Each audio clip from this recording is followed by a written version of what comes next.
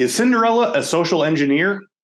That terrifying monster trying to break into the office, or did he just forget his badge again?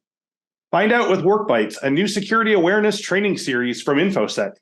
This series features a colorful array of fantastical characters, including vampires, pirates, aliens, and zombies as they interact in the workplace and encounter today's most common cybersecurity threats.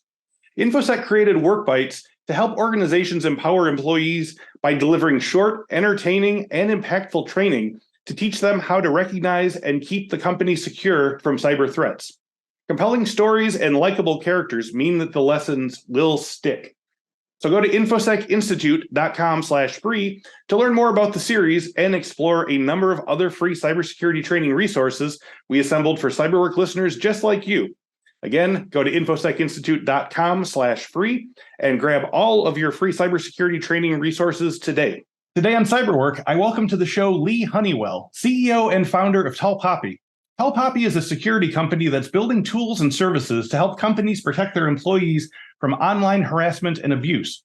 Her career includes running security incident response at Slack, protecting infrastructure running a million apps at Salesforce.com, shipping patches for billions of computers on the Patch Tuesday team at Microsoft, and analyzing malware at Symantec. We talk about how all of these demanding jobs prepared her for her work at Tall Poppy, get into what she learned about the intersection of First Amendment speech protections versus online safety from working at the ACLU, why changing the culture of online harassment will probably have to be a marathon and not a sprint, and Leigh shares her experiences with several accelerator startup organizations. This is a real full meal of an interview, so get comfy and please give us your focus for this week's episode of CyberWork.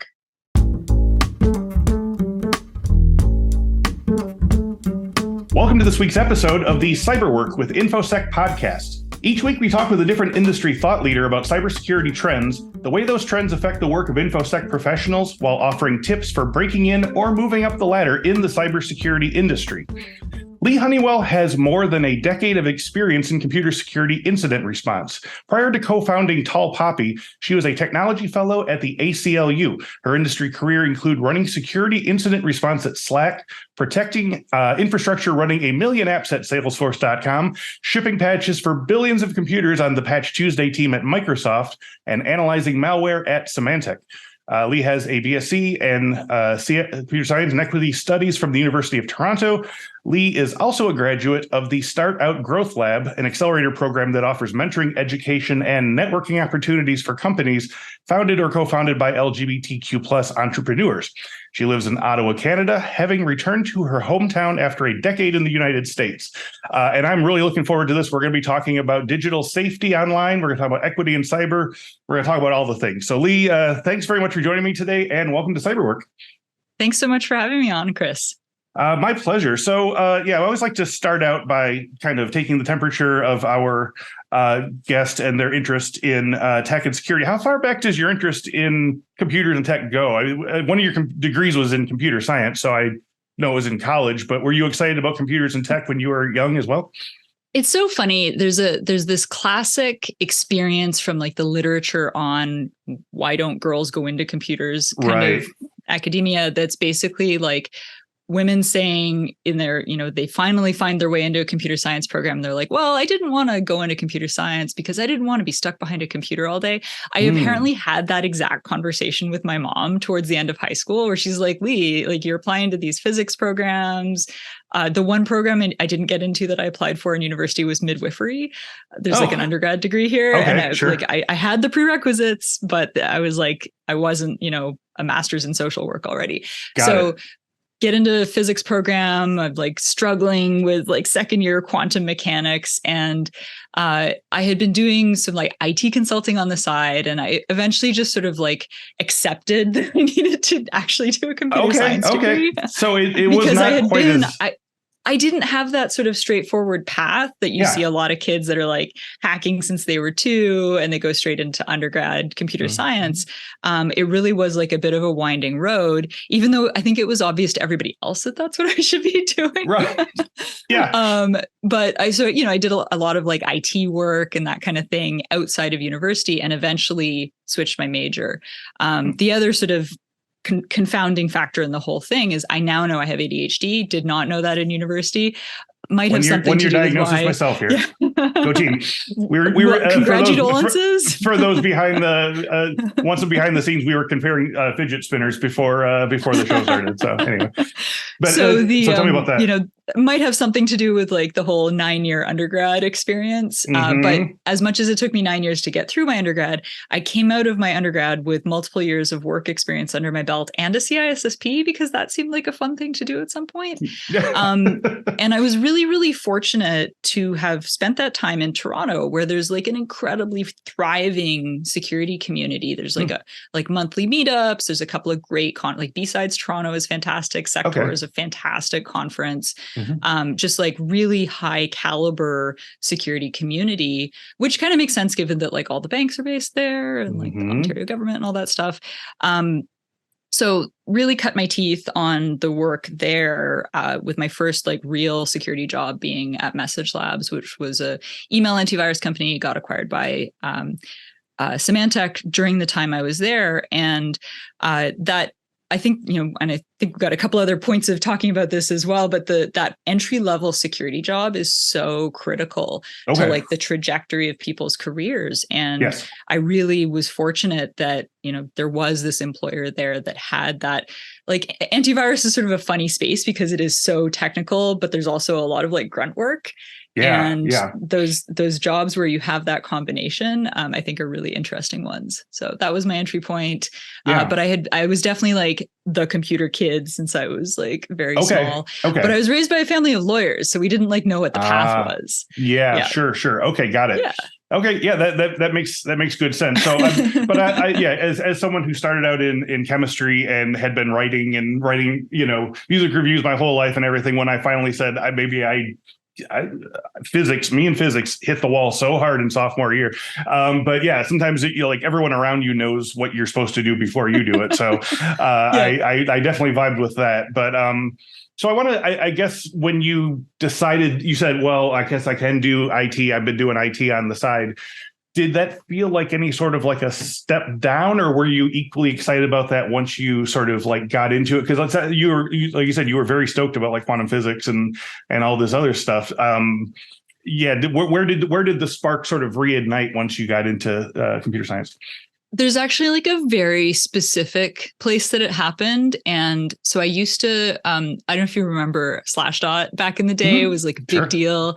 I organized the Toronto Slashdot meetup for a while. Yeah. And we would have like 50 people show up and like, verbally say, put a $sign in Microsoft, like, and sort of goofy stuff like that. And it was this really awesome like community of enthusiasts that at that sort of like very cutting edge early time of open source. And so getting plugged into that community, it's so happy. Through that community, I discovered like the 2600 community, and somebody showed up at a 2600 meeting with a barcode for the first ShmooCon. So this is like 2005, the first ShmooCon down in DC. So, and I'm still like a, marginally employed, like IT help desk kind of type at this point. Okay. And so a bunch of us like bought a single hotel room, piled in 5 people into a car and drove to DC for the first ShmooCon. And it was just this like, oh, this is what I want to be doing with my life. Like these are people whose entire job is like to protect other people, but they kind of get to be like trickster, like fucking around with stuff a little bit at the same time. And I was like, oh, this is like lighting up those neurons. So I love it. From that moment at ShmooCon, figuring out like how to get into the field, what to do, how to get there, started picking up incident response gigs, just like, web forums getting hacked and stuff like that. I was doing an internship at Bell Canada, one of the big telcos up here, in a group that was doing really early VoIP deployments. And this was like really interesting, like security stuff around that early VoIP. It was super messy, super messy, just like everybody getting hacked. And then there's like toll fraud and it's expensive. It's actually kind of like, it reminds me in a way of the way that people deal with like there's all these like hacking attacks on Bitcoin and cryptocurrency Mhm. because there's such an immediate financial payoff. You Right. hack into somebody, you steal somebody's wallet, you're stealing their money. You hack Yeah. into somebody's PBX in 2005, they're like VoIP PBX, you run up a bunch of toll fraud, you're basically just also stealing their money. Interesting. And there was a bit more capacity for like chargeback kind of stuff in the VoIP system, Mhm. in the like phone Mhm. system, but you really were just like costing people money when you were hacking Interesting. that stuff. So I love that. Yeah, I mean, that's that's the part that I'm not necessarily going to be endorsing as part of the show, but I do want to sort of put a exclamation point on what you said there. Just to be clear, I was cleaning up for that. Oh no, I know. Making a little joke there, but yeah, in terms of like getting excited about cyber and tech, we just we appeal to early professionals, people in school, and a lot of the focus is like, how do you find your community, and also like, how do you stay excited about it? And I think this is a perfect example, Leigh, with you having this group that went to DC in this conference and everything, and you all bonded over it, and that's going to last you a lot harder when you're on page 672 of your CISSP study manual or whatever than just going it alone or like typing something into Reddit or whatever. So, no, I think having that sense of community, people talk a lot about like mentorship in careers. And I think one of the underrated pieces of mentorship is having peer mentors. It's having people like having a posse of folks that you're like growing up in your career with.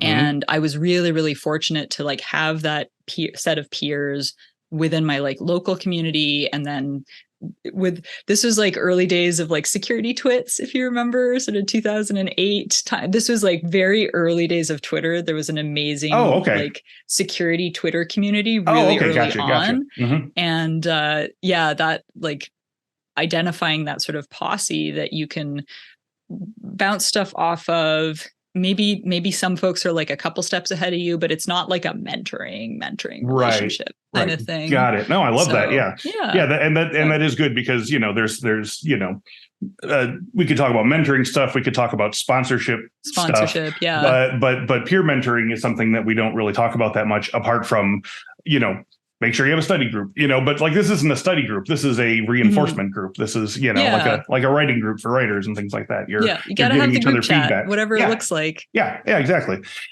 So moving on to that, I want to sort of talk about your career arc so far. I mean, we named some of the cool things. You were securing infrastructure, running 1 million apps at once via Heroku and Salesforce. You were a security response manager at Slack. You were a malware operations engineer at Symantec. So each of these feels like it provides a part of the story leading to the creation of Tall Poppy. So can you tell me about each of these and what skills or experiences you're able to take and apply to creating your own company?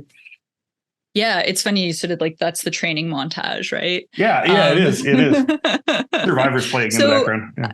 I think a couple of the moving parts there, the two of the biggest things that have informed like what we eventually came to do with Tall Poppy is understanding like what are the threats that people are facing today, and what are the incentives and high level dynamics of these threats. So the two things that I'll sort of tease out there, working like doing malware analysis back in the day, that sort of technical understanding of like how do threats spread. In that case, it was email, and now we have like social media, and then with Patch Tuesday, the team I was on at Microsoft, thinking about like the sort of almost the economics of security issues. And, the sort of example I often give of like, if you're anybody who's not like a nation state level target and you have an iPhone, like you're probably not, your phone is not getting owned. Like the OS is not getting owned. If you're installing your security updates, like you're just not getting owned unless you're literally targeted by sort of Pegasus style nation state malware, which people do get targeted by. And I think it's really important to be aware of that set of threats. Yeah. And if you're someone who like hears like nation state malware and you're like, oh, that could be me, turn on that new mode that Apple just shipped. That's like the lockdown mode, right? Like do that. It's mildly inconvenient, but the goal is to keep you safe from like the actual shady shit. So thinking about that sort of threat model, like what are the economics? One of the big trends that I think we've seen in the past 5+ years, but sort of the early bits of it of the past decade is that mass exploitation of consumer accounts has in many ways replaced the kind of like low level. I saw somebody present recently at this like continuing education program that I was part of.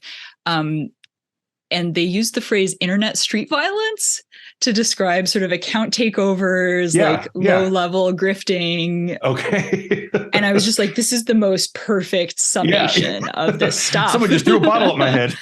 I was just, oh my God, like somebody just ATO'd my uncle, like internet street violence, right? Wow. That stuff used to be mass commodity malware, drive-bys when you're like trying to pirate a movie or something and you get infected through your torrent client or whatever, right? Like that kind of attack. I feel like if you have, this is very much based on vibes rather than like a quantitative study. But if you were to look at the frequency of that kind of like mass drive-bys versus the frequency of like all of the different account takeover scams and just like general credential stuffing, you would have one of those graphs that was like that, right? And what we see in our day-to-day work with Tall Poppy is very much the like internet street violence stuff. There have been a couple of cases in the 5 years where I was running the company where there was actually like a malware infection, there was actually like nation state kind of stuff happening. But so much of what we see is password reuse. It's general sort of credential theft like that. And I think having that perspective of like, what does it take as a Microsoft to be shipping those Patch Tuesday patches? What's the level of security investment that's gone into Windows, into Mac OS, into the mobile OSs over the past couple of years? The bar for attackers has been raised so much that now they're going after the squishy human underbelly of all these things, which is going to be your credentials. It's going to be the sort of social engineering attacks. The big one that we saw, the two big ones that have been on my radar over the past year are these financial scams that start out as like a romance scam. They're called pig butchering, which is a very like disturbing name, but it's all about like if you fatten up the pig and then you kill it. Which, apologies to the vegetarians out there, but that's like the analogy that's used to describe these scams. If you've ever gotten one of these like wrong number texts, that's like, it was great to see you at the gala last week, Bob. Like, I'm not Bob. Who's Bob? Right. It turns into, So don't answer wrong number texts. Tell your elderly family members to not answer wrong number texts. Oh my God. And then the other one is the like, hey, can you send me a screenshot of the message Instagram just sent you?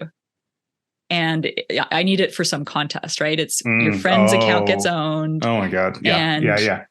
So that style of attack, like these aren't super technical attacks. I mean, the pig butchering scams, they like set up fake escrow websites. Like there's technical infrastructure involved, but it's still like it's a human attack. It's not like shady malware getting into your machine kind of stuff. Right. Yeah. It's more of that like MTV's Catfish level of like social storytelling almost. Exactly. And it's funny you mentioned MTV's Catfish because some of the like creepy data broker websites that like advertise on Catfish and are like, and then we used blah, blah, blah to hunt down the person. Those websites, 100% what scammers use to target people. No, it's that's my wife and my Sunday night watching, and it's it's a little grubby, but I'm into it. But I was going to say that it feels weird at this point in my life that we now have to tell our parents to turn the TV off during the day and don't get into cars with everybody. All the stuff that, we supposedly were not going to take to heart, they seem to be stuck with now. But we could do security for seniors. Basically, I've just scared my parents off of everything. Like if it's not from me, then don't touch it. Or at least like if you the other option is like training them to send the thing to you first. Yes, exactly. And my folks are really good about like, Haley, is this real? And usually it's not real, but every so often it is. And sometimes it's real. I'm glad we have that like open conversation about this stuff. So from the to move from trashy to classy, I want to talk about your work as a technology fellow at the ACLU. So your profile notes that you applied your technical expertise to legal briefs, public writing, and advocacy work, as well as working with ACLU IT on security and hiring Which I imagine also dovetails nicely with your equity studies major at University of Toronto Innis. So what aspects of your security background and expertise were you providing to the ACLU? In what way has your security knowledge been able to enhance the work that the ACLU does? So I love getting to talk about the ACLU stuff. There's been this sort of new job invented over the last like 10, 15 years, referred to as a public interest technologist. So this is someone who has a technical background, computer science, engineering, whatever, software development, who goes into sort of technology policy work and being able to apply that like deep dive technical expertise to the parts of our sort of ecosystem that are making laws, that are challenging laws, that are working on like, how do we think about this computer stuff as a society? And I feel really lucky to have had the chance to work at the ACLU at the moment that I did. We were litigating cell site location privacy to the Supreme Court. So I got to review legal briefs and dig into like, how do cell phone companies store your location data in their databases? And would it be onerous to like have them narrowly give over data versus just like, here's this dump from the entire cell tower of everyone who was ever near that. Find what you need, like, control F your way into it. Yeah, right. Exactly. So like making sure that as technology gets more complicated, that our civil liberties are protected, that people are able to assert their rights, that kind of stuff. So really fun working on that sort of technology policy side of the fence. My interest has also been this issue of online harassment and online speech for a long time. And the ACLU was a really interesting place to do that work because it is fundamentally like a very First Amendment focused organization. Like that is the sort of one of their big battlegrounds. And a lot of speech that is harassing is very much also like First Amendment protected. So there's like an interesting tension there. Yeah. And so figuring out how to do this work that I wanted to do to keep people safe online while also like acknowledging, that there's a free press and people have freedom of speech. There are some challenging tensions there. And the way that I've sort of threaded that needle is really focusing on the sort of defensive side of like, how do we keep people's accounts safe? How do we keep people's data safe? When that's not complicated from a First Amendment perspective in many cases. So that's the sort of like technology policy side. And then I did a little bit of work with the rest of like, I was under the legal side of the fence, side of the house within the ACLU, but there's also obviously like it's a 1,100 or 1,400 person organization. There's a lot of like infrastructure and IT kind of stuff. They were hiring their first full-time security person, and I helped with that hiring process. Okay. And so that was, really interesting to be able to apply my sort of more corporate security, blah, blah, blah, to, this very like essential, important organization that's doing like critical civil liberties litigation. So, okay. So two things that I'm getting out of that. One is because my initial thought was that it almost sounded like my initial view of it was that it was like almost more like volunteering. I'm taking this insight that I have and I'm putting it to an organization that needs it, which to some extent with the IT and the hiring part sounds like that works. But what I really like about this, the first part is that you're not just giving in to the ACLU your insights, you're getting something back in terms of you said it's sort of refined your idea of what can be done. Yep, First Amendment versus safety and so forth. And I think that's really interesting. And before I jump to the next thing, I wanted to ask, how one would get involved in that. I imagine there's ACLU branches elsewhere that could use similar insights. Do you have any thoughts on that? Yeah. So I think there's two things to think about with public interest technology. For folks that are super interested in like the policy angle of things, I'll share a website that Bruce Schneier actually maintains that's like a job board and announcements and stuff specifically around public interest tech. So various like NGOs, civil society organizations. In the States, there are two fellowships that are really a big piece of the ecosystem. There's the Tech Congress Fellowship. I believe applications for that open pretty soon. This is literally like you get to go be the thing that I did at ACLU, but at like a senator or congressperson or committee's office. It's super badass. I know a bunch of people that have gone through it. It's a really neat program. Cool. There's also the Aspen Fellowship that I'm forgetting the full name of, but I'll send you for the show notes. Thanks. That's awesome. I'm super stoked that I asked about that. So sorry, just to finish the thought really quick. So that's the sort of like, you want to be a policy technologist and do this sort of like intersection of ideas plus the actual like technical stuff, help shape laws, weigh in on lawsuits, that kind of thing. The other part of it is like, how can we as technology people help organizations? And I think there's like the risk there. The like thing I always sort of give people, like, watch out for this impulse is like, we'll go build an app to solve X, and it doesn't usually solve X. And then the organization is left with this app that they don't know how to maintain. And so maybe a little cynicism about ever like trying again. Ever working with techies again. So exercise caution around that particular impulse. But that said, you want to go in and fix some printers and do other like IT desk side kind of stuff. Like, that's a really good way to make friends in nonprofit land, is just show up and like offer to fix the things that are broken from a purely like volunteer basis. I've had really, really positive experiences over the years doing that kind of work. And it's like, it's something that can be pretty low touch, but there's always something that's like kind of broken. And, you know, if you're listening to this show, you're probably the person in your family that fixes the printer. Sure. Yeah. Completely. Yeah. And you also don't a friend of mine said, like, not everyone has to be the team leader. Someone needs to clean the toilet, someone needs to take the notes, and so forth. And there's like a particular satisfaction in doing like IT janitor work. Like I love that stuff when it's like in reasonable doses. and also just the practicality of it is that like it frees up people who otherwise would be doing that to actually do the work that they're supposed to be doing. Yeah, exactly. So from here, let's talk about Tall Poppy. So you're the CEO of your organization, which, quote, the organization on your profile is, quote, building tools and services to help companies protect their employees from online harassment and abuse.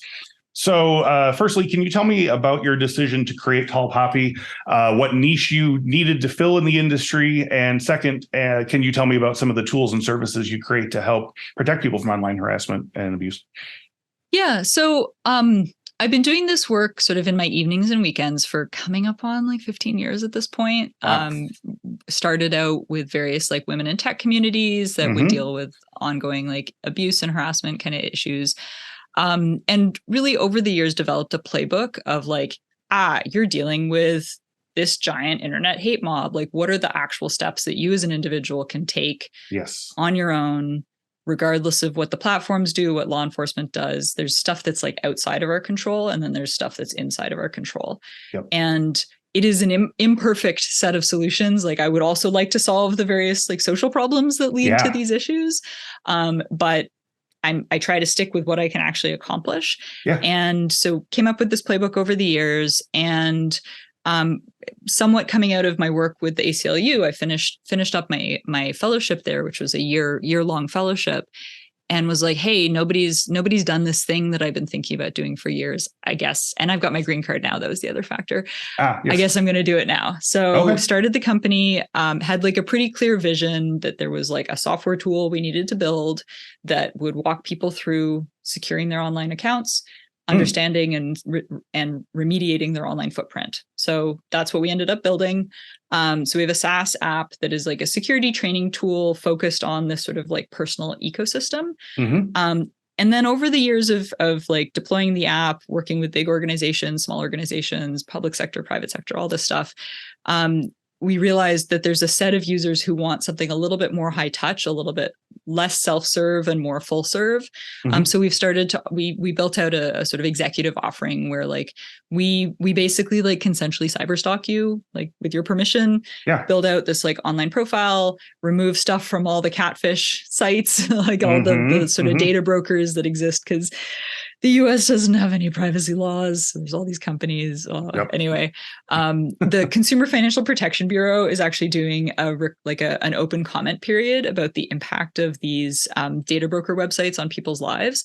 So I'll send you a link for like where folks can weigh in if they've experienced harm from these creepy stalking websites.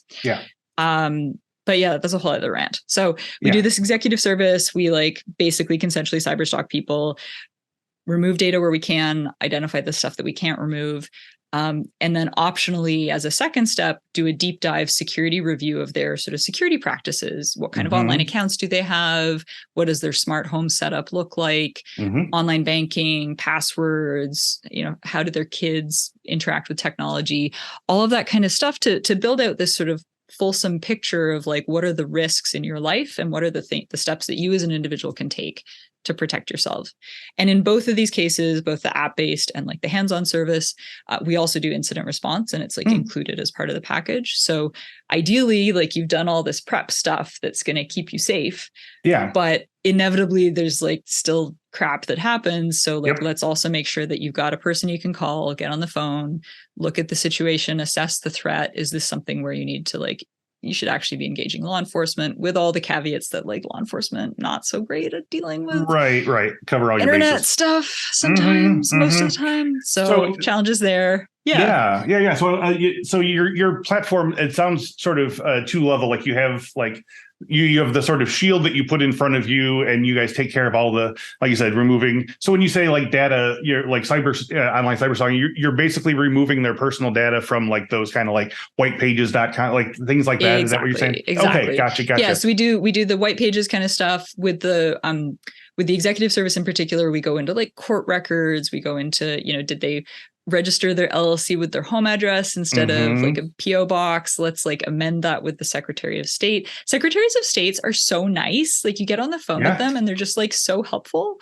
Yeah. So really deep dive is in sort of like, if somebody was really mad at Chris, like what would they find online and what can we do about it? So, Lord, sorry, I'll be requesting a free trial soon here.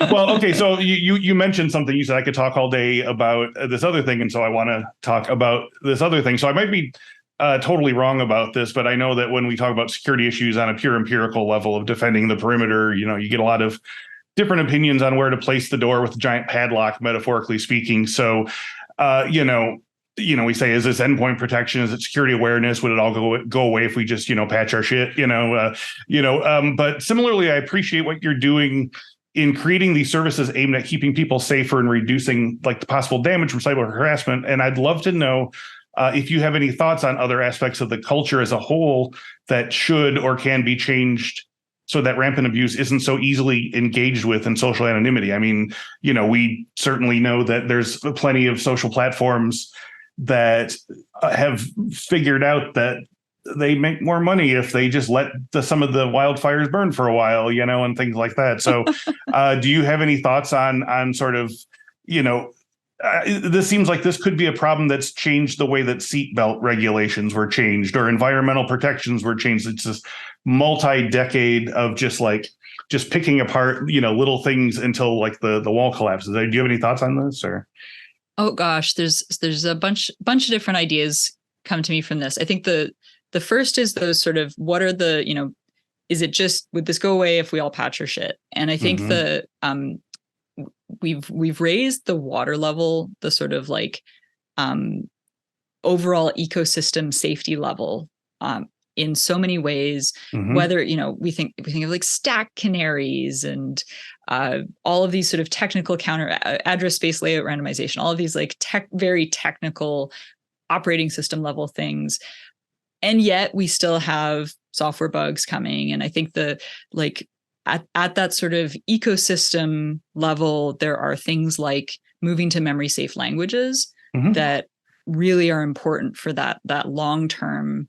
There's a group at Berkeley called the Center for Long-Term Cybersecurity, which I just love as like a concept that people are thinking long-term about this. Like, absolutely. That's okay. So this is a very ADHD part of the conversation. I apologize, but I just had this moment last week when a couple of my like CISO friends' kids were graduating from university, and they're like, little Bobby is looking for his first full-time security job. And I realized that we're actually just hitting that first, like second generation cybersecurity professionals. You think about people that are like sixth generation doctors. We're one generation in cybersecurity. Yep. So thinking about like, what does the next 50 years of this field look like is just like kind of awesome that there's like, we are early days. So memory safety, huge, important, like we have to go there because most of the bugs that, people are getting owned at the OS level from, they're all just like memory safety issues.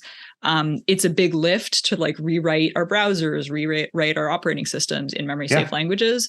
But if I was getting into this field today, like as, just a sort of generic computer science student, I would be learning memory safe languages like Rust, because I think there's almost an inevitability that we have to shift to that. Yeah. For, again, that sort of like 30 to 50 year next steps. The other big like big picture thing is just passwords, the use of passwords, consumer accounts, that sort of like, what does trust look like when we have 400 accounts each? Right. Passkeys, I think, are a really important step in the right direction. Huge fan of like U2F and the YubiKey and all of that sort of like other ways of thinking about authentication and trust, even with consumer accounts. But I think there are scaling questions there too, of like, how can the average like end user be expected to like understand or keep track of all of these things? And I have a bunch of ideas of where like what we do at Tall Poppy could go in terms of thinking about keeping individuals safe across all of these different account types. But it's really pretty like early days there. But I think that's like the big picture thing that I've been thinking about is on the end point, we have to solve memory safety. And on the like cloud, consumer account, work account, all of these things, like that identity question is so big, both within organizations and for consumers. Okay. Well, two things. First of all, for the purpose of our listeners who are rank beginners, this guy here, could you explain memory?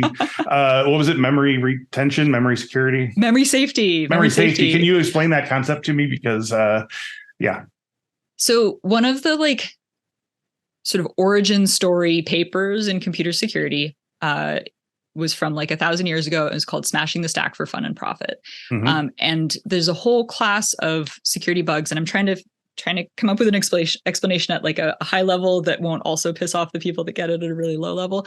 So it's basically, there's all of these different attacks that involve manipulating the memory of a computer by like shoving garbage at it. And when you shove a bunch of garbage at it, it flips out, and you can predict the ways that it flips out and make it do things that give you control of the computer. I see. So that's like a very like high level summary of this class of attacks. Memory safe languages don't let you do that.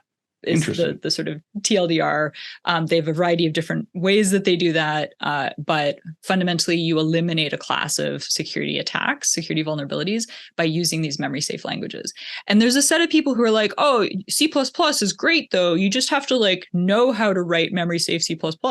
And that's like saying, you don't need seatbelts. You should just not get in car accidents. Yeah, right. Yeah. So like when we talk about like adding seatbelts to our security ecosystem, when it comes to like what languages we use and how we build low level systems, using memory safe languages, that's the seatbelt solution. That's like the system, or airbags.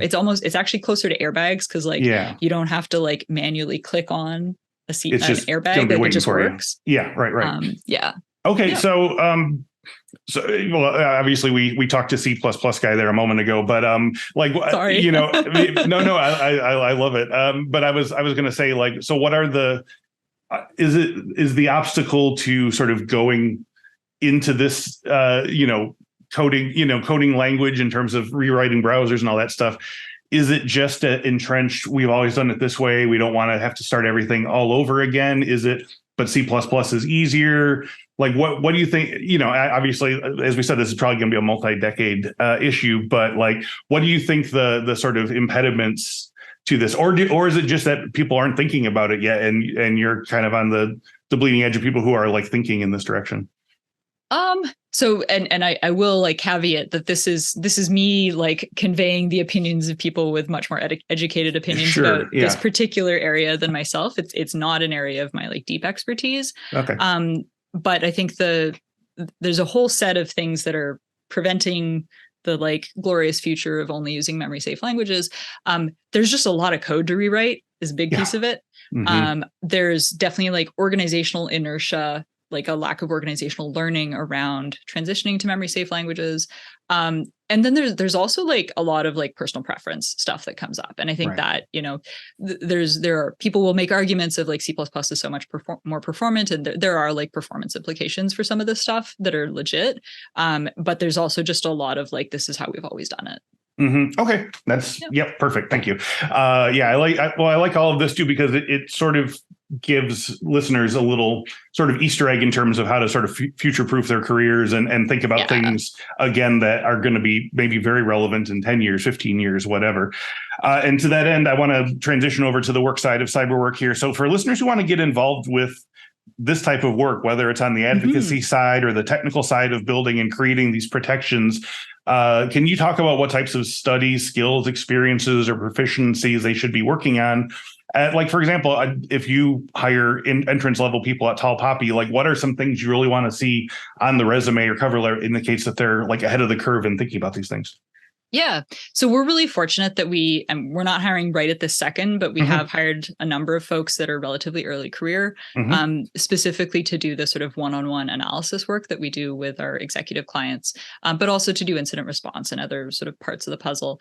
The big things that we're looking for as like a set of characteristics in the folks that we work with, there's a certain level of technical depth, like technical understanding, but especially curiosity. We run into new and exciting ways that people are jerks on the internet and are like causing security problems and all these things. Like there's stuff that we're going to run into that just nobody's seen. So we don't expect people to like be the experts in everything. But having that sort of like doggedness and persistence and like investigative mindset, I think is really important. The other thing that is super, super important to me and really important to our clients is fundamentally like basically bedside manner. I heard it. I asked on Twitter a while ago, like, what's a non-medical version of bedside manner for like IT help desk kind of? Yeah, right. Hackside manner or desk side manner was like I liked hackside manner though. That was really cute. Yeah. So it's really like there's a big difference between coming into a conversation with someone who's dealing with like a harassment or hacking kind of situation, being, oh my God, you weren't using a password manager? What were you thinking? Yeah. Right. And like we've all been that person. We've all like worked with that person. So really that sort of attitude of compassion and approaching things with curiosity, even when you're like, oh, somebody's messed something up here, but being like, hey, like, let's talk about this. Like what happened, and really being like non-judgmental. That's important. And we've seen, when I've interviewed folks for these roles, folks coming from like a ton of different backgrounds, I wish I could hire like 15 more people to do this stuff. And someday we will grow the team that big. But I think I feel really fortunate to have this opportunity to build like a team that includes junior and early career folks. Because, we're always talking about the cybersecurity skills gap and this like we need twice as I do actually think there are probably twice as many security jobs out there, even with all the layoffs and stuff, as there are security people qualified to do them. And some of that is because big companies are not building in paths to train up junior folks. So everyone's just picking over the same 15 senior people. So absolutely right. So I want to talk in a non-employment capacity, and you clarified this a little bit for me before the show, but I want to talk about your work with Pioneer Fund, which is an alumni organization that invests primarily in companies participating in the Y Combinator Startup Accelerator, and you also are part of Start Out Growth Lab, which is an accelerator program for companies that are founded or co-founded by an LGBTQIA plus person or persons. So can you talk about the work that each of them do? I know that they're kind of at different scales, and also just the notion of a startup accelerator. I mean, we've talked to some what people call serial startup people, and they found a business, they get moved to the next one, they found a business, moved to the next one. But what exactly does would like the venture funds of a startup accelerator, and what is your role within these organizations? So I'll start with the second part of the question and go back to the first. So right after starting Tall Poppy, we got into the Y Combinator Startup Accelerator. This is at the time it was like 150 companies in the cohort. I think they're like 200-ish these days. Okay. They do 2 cohorts a year. It is a very large, but also like quite prestigious startup accelerator Mm-hmm. program. And what they do, they give you a relative, I mean, it's bigger now, but at the time, like a small investment in your company for 7% of the company. So pretty decent chunk of equity. And then you run through a program of like curriculum training you to how to do a company kind of thing. Oh, okay. Yeah. Yeah. So it's really like, here's how to get customers, here's how to find like employees, here's how to raise money, here's how to grow your company, all of these different pieces. It's more than they want you to succeed. They need you to succeed if they're going to be they're bought in, they have skin in the game, right? And there's a lot of accelerators out there, and some of them are much more just like a curriculum, and they don't also invest in you. And I think that's one of like, as folks are evaluating, do I want to do this program, making sure that the incentives are aligned. There are even accelerators that like charge you money, and skeptical eyebrow goes up at those a little bit, but definitely like looking at what the incentives are within the organization.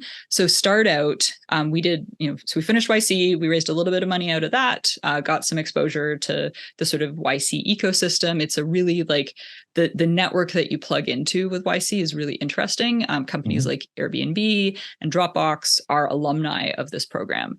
Got it. So a couple months later, we got into the second program called Startup Growth Lab. It is a startup accelerator focused on LGBTQ folks. My original co-founder is non-binary, and I'm LGBTQ myself, and specifically bi. And we, this was a really interesting program, both in terms of like the mentorship and network that it offered, but also the specific like small group cohort that we worked with. So the big difference, 200 companies versus like 5 to 7. Right? It's a much more sort of in like cozy, like you're working with a small cohort of folks, and it's a longer program. It was 6 months, which really gives you time to like build out your network, mature your business, and start out. Like the accelerator is part of a larger organization called Start Out, which is a nationwide nonprofit focused on LGBTQ entrepreneurship. Yes. Some of the That's things how I found out about you. Actually, it was through Jonathan. But I love the Start Out folks. They've just been like a fantastic resource, and I've been really fortunate to get to give back to that community as well. Both like continuing to refer people into the program, mentoring founders who've gone through it after me, and staying connected with folks. But I didn't realize that in like some ridiculous number of states, like banks can discriminate you for loans if you're LGBTQ. Like it's bizarre. And obviously there's all these like this like scary legislative stuff happening that's way more severe than worrying about your bank loan in places like Florida. But thinking about the sort of broad spectrum of discrimination and abuse that LGBTQ folks experience, having this like entrepreneurship program, I think is really, really valuable. And really just like the companies that have gone through it, as well as the sort of broader network, is just fantastic. And I'm really, really grateful for having had the chance to do that. So the model that Start Out works on is, instead of taking like 7% of your company, you as an individual founder make a pledge that if you sell your company, you have an exit, you will donate 1% of the proceeds to the nonprofit. So there's skin in the game in the sense that like you want to succeed, they want you to succeed, they benefit as an organization from you succeeding, but in a much less like burdensome way than a typical for-profit accelerator would. So I thought that was a pretty cool model. It is. And it's a fantastic program. So out of my work with YC, I also became involved with Pioneer Fund, which is the alumni investment fund that is like folks who did YC investing in subsequent companies that participate in the program. And that's been super interesting. I've learned a ton about, it has helped me level up my own running of a company and like my, investor game and all that kind of stuff. And I've also gotten to just like look at a ton of different YC companies and what they're doing and how exciting it is. And so, I think there's a lot of interesting opportunities to be involved and engaged with startups at an early stage, whether it's like looking at startups as places to go work. There's, the investing in startups, there's like a bunch of rules around like being accredited and what the bar is for that. So that's certainly like less accessible, although there is starting to be stuff like equity crowdfunding that's really interesting. And definitely like learning about the startup ecosystem. I think organizations like Startout or other sort of like local startup groups, you go find a meetup. Maybe there's a local startup accelerator in someone's community. Tons and tons. Oh, the other amazing resource in the States, there's obviously the SBA, but there's also a group called SCORE, which is the Service Corps of Retired Entrepreneurs. Okay. And it's folks that'll like help you make a business plan and stuff like that. Okay. So yeah, there's like, if folks have that like entrepreneurial bug, there's like, oh, and the one other thing I'll mention, YC Startup School, startupschool.org. They have their whole curriculum. You can just go watch it. It is like, why don't you just go get an MBA in like 10 hours of YouTube videos? Like, it's pretty great. the content available. So I love it. All right. Yeah, that's great. And thank you also for answering questions that I was meaning to ask later. We're simpatico. So yeah, I want to talk a little bit about, we talk about Start Out, and I want to talk about your own experiences as a LGBTQ person in the sort of monocultural hegemony of the cybersecurity space. And I'm wondering if you wanted to sort of get out your crystal ball and talk about like how this changes. Like what, I've seen steps, I've seen things, I just was at Women Impact Tech last Thursday event, and I'm involved. I know organizations like Women Who Code, Women in Identity, LGBT Tech, Code Your Dreams, and so forth. And it feels more exciting and more robust even than like 5 years ago when we started the podcast. But I know there's so much more to do. So do you have any advice, requests, or recommendations for people who are actively trying to make cybersecurity a more inclusive and welcoming place? I think I feel really fortunate to be doing this work now. I think we have come really, really far as a field. I stopped going to DEF CON in like 2013 because I just like had my butt grabbed too many times. Yeah.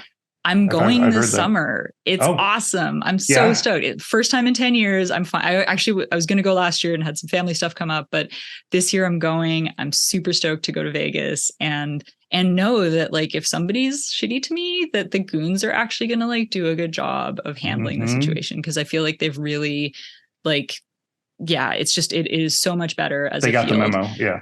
They got the memo. They got the memo in like quite a bit of detail, I think. And so I think there's that sort of like organizations need to change. A lot of the stuff that needs to happen to make the field better are at the organizational level. At the individual level, whether it's like, building, as you build that peer group, make sure that it's not 100% dudes. And, at that sort of interpersonal level, for folks that are like early career, but not like super senior, don't pull up the ladder as you expand your career. Yes. Like look for those opportunities to mentor folks that don't necessarily look like you.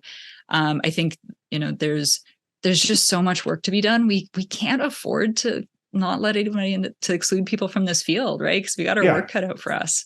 Yeah. Well, and to that end, I mean, do you have any advice for people who might like the idea of these things, but have been kind of sitting on the sidelines, hoping that someone else would do the big work? Oh, man. I think can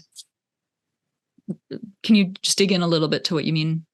Just there? In terms of, hey, it's great. It's more inclusive than it was 5 years ago, but not having like an active hand in it. Like what's a small thing where that you would sort of recommend for people so that it's not just like, good progress is being made and instead is you have buy-in of like, I'm helping, Yeah, I think when folks are in an organization, they've got that first job or they're like a little senior in their role, taking a second, looking around, like, what does my team look like? Does everyone look like me? Does everyone have the same like background and trajectory? Is there, and from that going to like, is there something that our organization is missing in terms of how we recruit, in terms of how we build our pipeline? I think there's a lot of the sort of, there's, much better writing out there than I can sort of come up with in a short segment of like how to build that like early career, like sort of general security diversity stuff. But I think that taking that moment of introspection and saying like, what does the current, like what do we look like now? What is our trajectory? What's our funnel look like career wise? And making sure that we're not missing people. And then the sort of second step beyond that, I think, would be to actively go out and say, like, are we posting our jobs on job boards for underrepresented folks? Are we participating in that sort of community of whether it's like securing diversity or the Diana initiative at, during DEF CON and Black Hat, like all of these different sort of security initiatives, making sure that organizations are making that deliberate effort to participate. Yeah, that's great. I mean, I could talk to you for hours, Leigh. This has been so much fun. But I just wanted one last question. If our listeners want to learn more about Leigh Honeywell, Tall Poppy, or get involved in their local, startup accelerator, or either as a learning or as a mentor, where should they go online? Yeah, so leighhoneywell.com, got a sort of directory of all the places I participate in.